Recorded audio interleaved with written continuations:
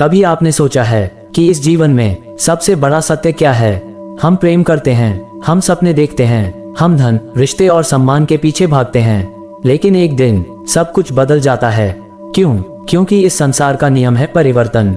आज के इस गहरे चिंतन में हम समझने की कोशिश करेंगे जीवन, मृत्यु, दुख, क्रोध और शांति के उन रहस्यों को जिन्हें समझाकर मानवता को नई दिशा दी थी गौतम बुद्धा ने। अगर आप जीवन का सत्य जानना चाहते हैं, अगर आप मन की शांति चाहते हैं, अगर आप दुख से मुक्त होना चाहते हैं, तो इस वीडियो को अंत तक जरूर सुनिए, क्योंकि शायद आज का ये ज्ञान आपकी सोच और आपका जीवन हमेशा के लिए बदल दे। और शुरुआत करते हैं एक गहरे प्रश्न से। प्रेम ने मृत्यु से पूछा, सब मुझे चाहते हैं, तुमसे नफरत क्यों करते हैं? मृत्यु मुस्कुराई और बोली, तुम एक छल हो और मैं एक सत्य हूँ, और सत्य हमेशा कड़वा होता है।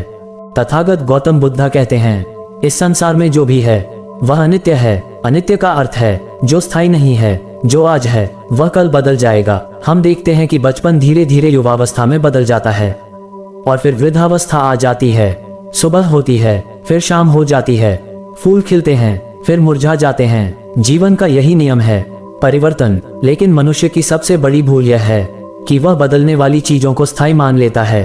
हम रिश्तों को स्थायी मान लेते हैं, धन को स्थायी मान लेते हैं, और अपने शरीर को भी स्थायी समझ बैठते हैं। जब ये चीजें बदलती हैं, टूटती हैं या छिन जाती हैं, तब हमें दुख होता है।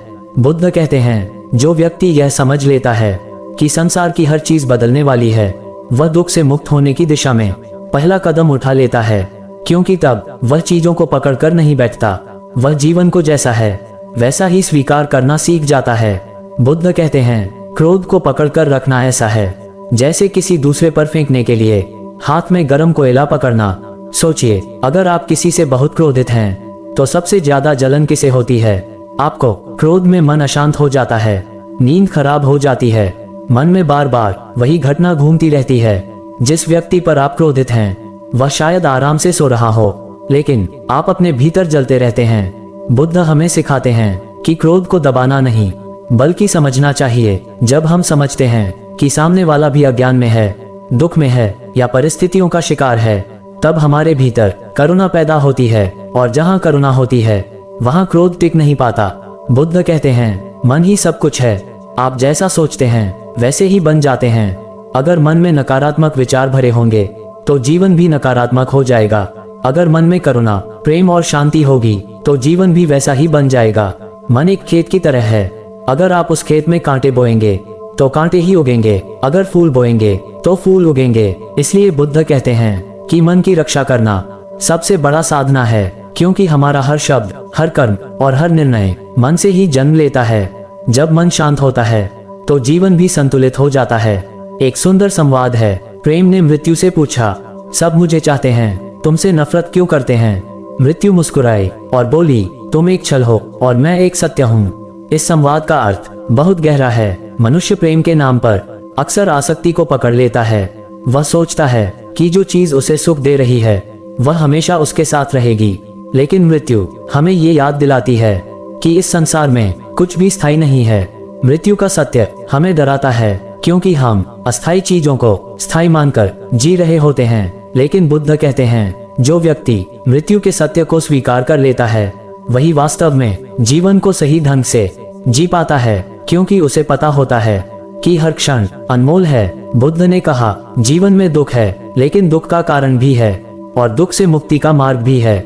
दुख का सबसे बड़ा कारण है तृष्णा। तृष्णा यानी इच्छा, लालसा, कुछ पाने की, कुछ बनने की, कुछ पकड़ कर रखने की। जब हमारी इच्छाएं पूरी नहीं होती तो दुख पैदा होता है, और जब पूरी हो जाती हैं तब भी डर रहता है कि कहीं ये छिन न जाए। इसलिए बुद्ध कहते हैं, इच्छाओं को खत्म नहीं करना बल्कि उन्हें समझना जरूरी है। जब हम समझ जाते हैं कि इच्छाएं ही दुख का कारण हैं, तब धीरे धीरे उनका प्रभाव कम होने लगता है और मन हल्का हो जाता है। मनुष्य हमेशा शांति को बाहर खोजता है। कोई धन में शांति खोजता है, कोई शक्ति में, कोई प्रसिद्धि में, लेकिन बुद्ध कहते हैं, शांति बाहर नहीं मिलती, शांति आपके भीतर ही है। जब मन शांत हो जाता है तब दुनिया का शोर भी आपको परेशान नहीं करता। ध्यान, जागरूकता और समझ के माध्यम से हम अपने भीतर उस शांति को महसूस कर सकते हैं। बुद्ध का मार्ग हमें यही सिखाता है, बाहर भागने के बजाय भीतर देखना, क्योंकि जिस शांति को हम दुनिया में खोज रहे हैं वह पहले से ही हमारे भीतर मौजूद है। बुद्ध कहते हैं, मनुष्य के दुख का एक बड़ा कारण है मोह। मोह का अर्थ है किसी चीज, व्यक्ति या विचार से अत्यधिक लगाव। जब हमें कोई वस्तु, कोई रिश्ता या कोई स्थिति अच्छी लगती है तो हम चाहते हैं कि वह हमेशा हमारे साथ बनी रहे। लेकिन संसार का नियम है परिवर्तन। जो आज हमारे पास है वह कल बदल सकता है। रिश्ते बदल सकते हैं, परिस्थितियां बदल सकती हैं, लोगों के विचार भी बदल सकते हैं। लेकिन जब हमारा मन इन चीजों से बहुत अधिक जुड़ जाता है तो उनके बदलने पर हमें गहरा दुख होता है। बुद्ध कहते हैं, मोह हमें वास्तविकता से दूर कर देता है। हम चीजों को वैसे नहीं देखते जैसे वे वास्तव में हैं, बल्कि वैसे देखते हैं जैसे हम उन्हें देखना चाहते हैं। यही कारण है कि मोह मन को भ्रम में डाल देता है। जब व्यक्ति मोह को समझ लेता है और चीजों को पकड़ कर रखने की इच्छा छोड़ देता है, तब उसका मन धीरे धीरे हल्का होने लगता है और वही हल्कापन अंततः उसे शांति की ओर ले जाता है। बुद्ध कहते हैं, अहंकार मनुष्य के दुख का एक और बड़ा कारण है।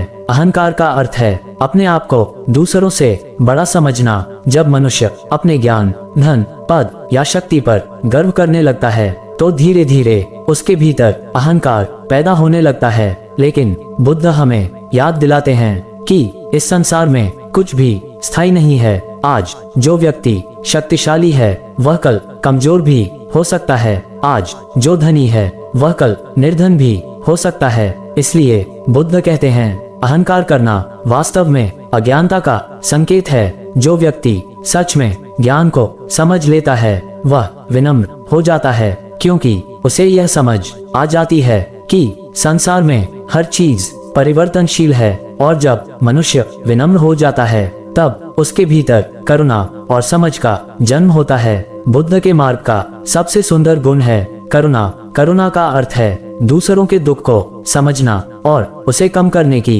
इच्छा रखना। बुद्ध कहते हैं, जब हम किसी व्यक्ति को दुखी देखते हैं तो हमें ये समझना चाहिए कि वह भी हमारी तरह ही एक मनुष्य है। उसके भी सपने हैं, उसके भी डर हैं, उसके भी संघर्ष हैं। अगर हम इस बात को समझ लें तो हमारे भीतर दूसरों के प्रति क्रोध नहीं बल्कि करुणा पैदा होने लगती है। करुणा मनुष्य को महान बनाती है। ये हमें दूसरों के दर्द को महसूस करना सिखाती है। और जब करुणा हमारे भीतर गहराई से बस जाती है तो हमारा व्यवहार भी बदल जाता है। हम कठोर शब्दों के बजाय मधुर शब्द बोलने लगते हैं। हम दूसरों को चोट पहुंचाने के बजाय उनकी मदद करने का प्रयास करते हैं। दोस्तों, अगर आपको भगवान गौतम बुद्ध के ये अनमोल विचार पसंद आए हों तो इस वीडियो को लाइक करें और इसे अपने दोस्तों के साथ जरूर शेयर करें। ऐसे ही ज्ञान से भरे विचार सुनने के लिए हमारे चैनल को सब्सक्राइब करें। याद रखिए, अंधकार को कोसने से बेहतर है कि हम स्वयं एक दीपक बन जाएं। इसी संदेश के साथ मैं आपसे विदा लेता हूँ।